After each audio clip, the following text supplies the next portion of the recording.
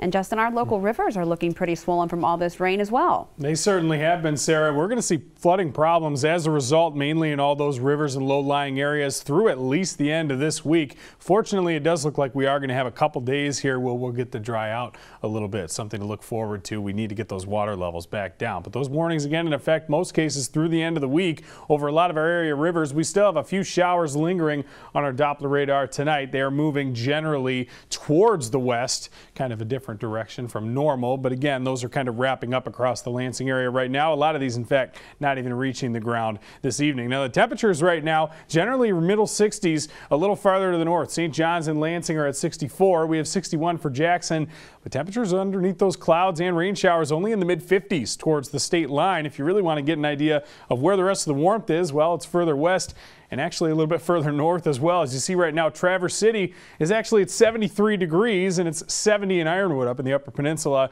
and we've got some mid 60s in the Marquette region as well. Even the Sioux is at 69 degrees this evening, so that's where the warmer air is sitting right now.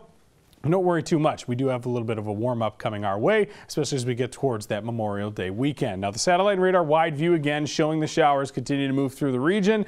But much of that rain is staying south of the state line tonight, and it's going to stay that way over the next couple of days as this area of low pressure continues to spin to our south. Now, it brings a couple chances late towards the weekend to send a shower or two back up here, but certainly not a washout. Future track is showing that drying trend here as we go into the overnight hours. In fact, we start to clear out the clouds overnight, and we actually start with a good deal of sunshine on Wednesday.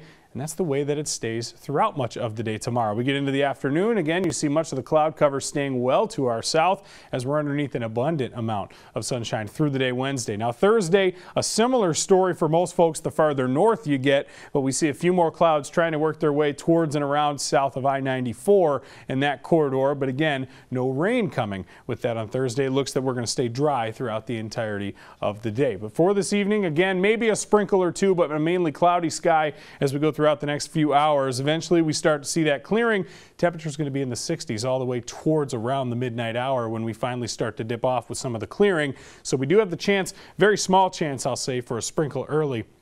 And again, we're going to have the clearing late and into the overnight as well. I've got us around 50 degrees for the overnight low. Now, tomorrow looks like a really great day out there. We get a lot of sunshine in the forecast, certainly something to look forward to. I've got us getting into those mid, if not some folks creeping into the upper 60s.